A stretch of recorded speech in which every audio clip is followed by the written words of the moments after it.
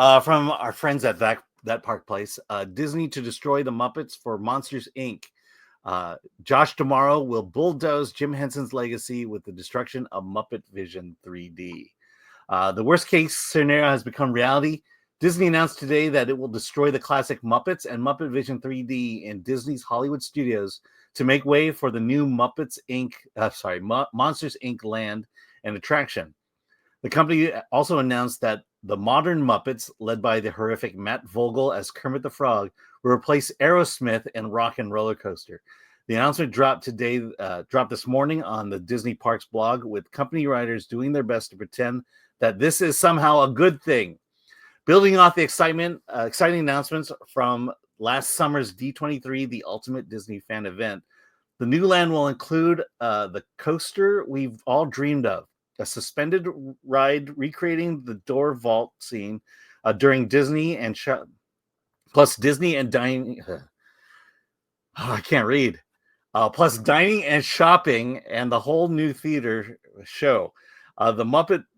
Oh God, my dyslexia is in full gear right now. The Disney Parks blog said, to make way for monsters, Kermit the Frog, Miss Piggy, and more of their friends will be moving right along to Sunset Boulevard, but there will be more to the story. The Muppets will be taking over Rock and Roller Coaster, teaming up with some of music's biggest stars for a rock and music festival. I'm going to end it there because I can't read anymore. Okay. What are your thoughts on this? What are my thoughts? Okay, so a lot of things here. So we've like many things Disney has purchased, there was much excitement that happened when Disney bought the Muppets. Granted, MuppetVision 3D came out before the purchase, but they were the Jim Henson and the Disney company were really tight there. MuppetVision 3D. This is the reason this is so important, is because this is Jim Henson's last foray as Kermit the Frog.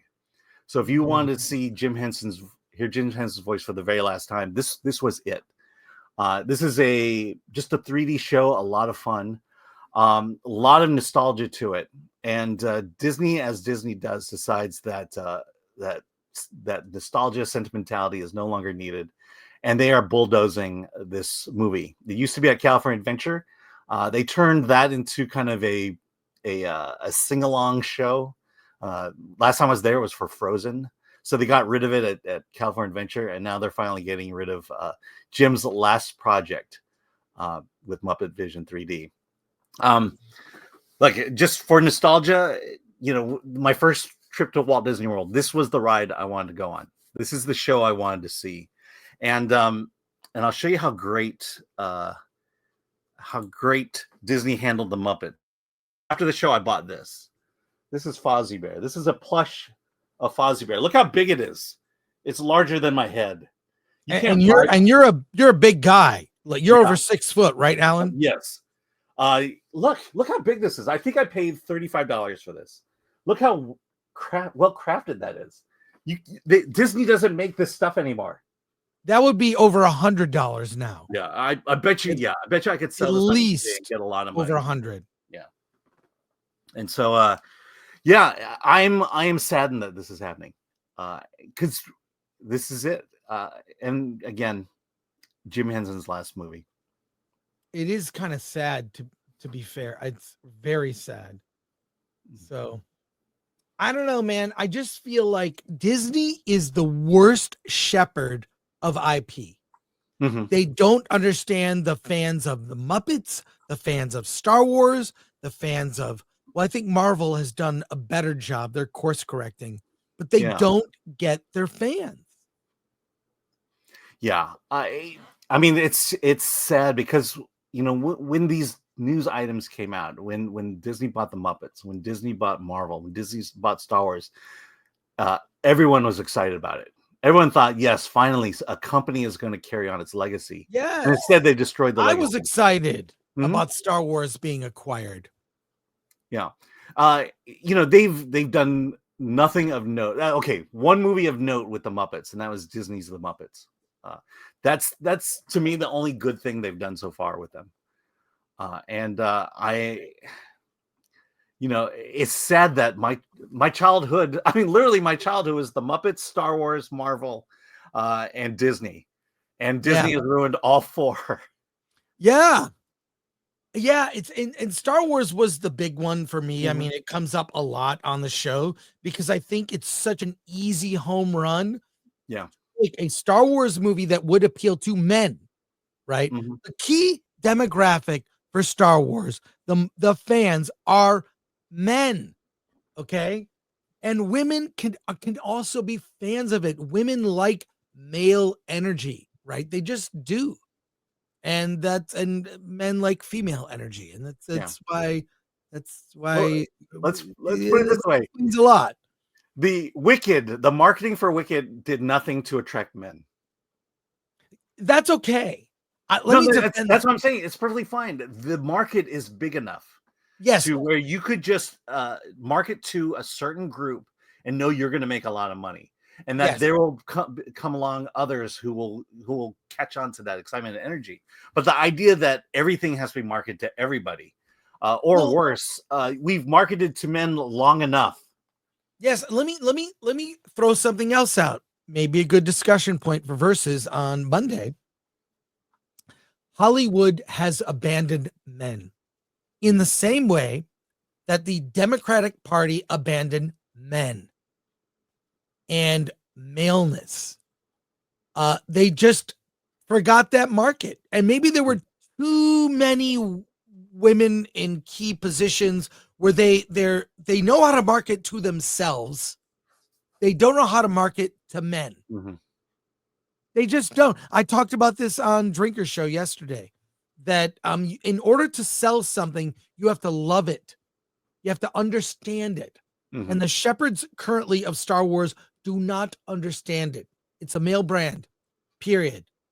A wise man once said, turning Star Wars into a girl brand will turn out to be one of the costliest decisions in movie history.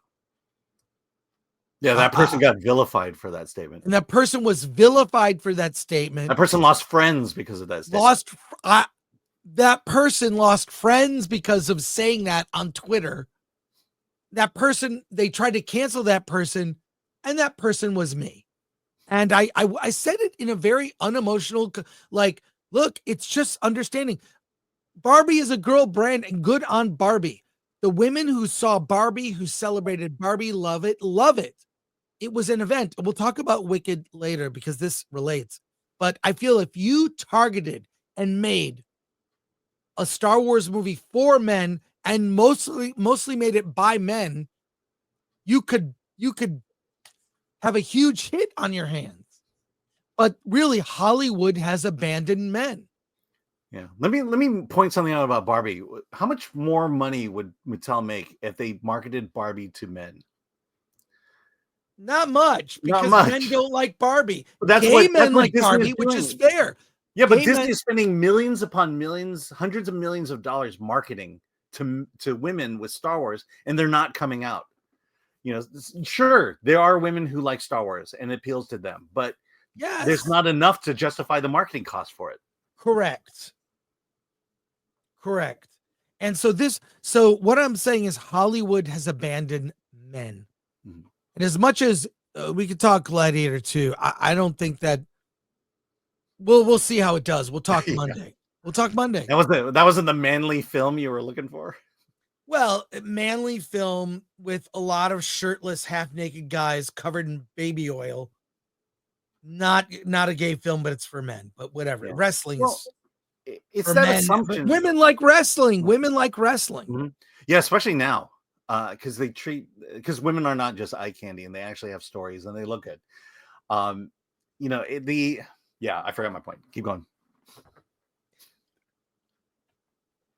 You brought up wrestling. No, wait. Glenn, turn this into a video, please. I forgot my point. The dead air, and then just have it go for a while.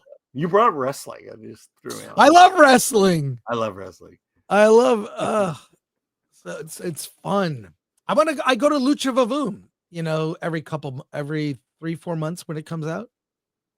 It's a fun show. Anyways, My theory is Hollywood has abandoned men and doesn't know how to market to men because men have been so vilified, whether it's dumb dads on sitcoms or just the men, hey, we don't want to put you front and center. And that attitude has permeated to the point where they've lost that market.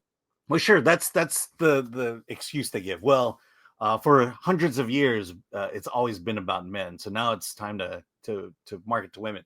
The same thing, white people. You know, you guys have had the monopoly long enough, and so therefore we need to bring in, diverse voices and stuff like that. The problem is that when you have that attitude, those stories just feel like it's a lesson. It's the message. I think you can like. You can like both things. You don't have to. I like diverse voices. I watch a lot of small indie movies. I like seeing a new up and coming discovery filmmaker. I like diverse voices as creatives and new filmmakers. But what I don't like is the suppression of. It doesn't have to be at the cost of, suppressing other traditional voices, however you want to say it. Like, why can't we just lift? I'm an all ships rise guy. All ships rise. But there's a prevailing attitude of, in order to lift up this, we need to put this one down. Wrong-headed thinking. Bad idea. Yeah, I mean, that's what Disney Animation was doing. They were hiring more women who were not qualified and releasing veteran male animators and to balance things out. And in the end, they lost. Disney lost.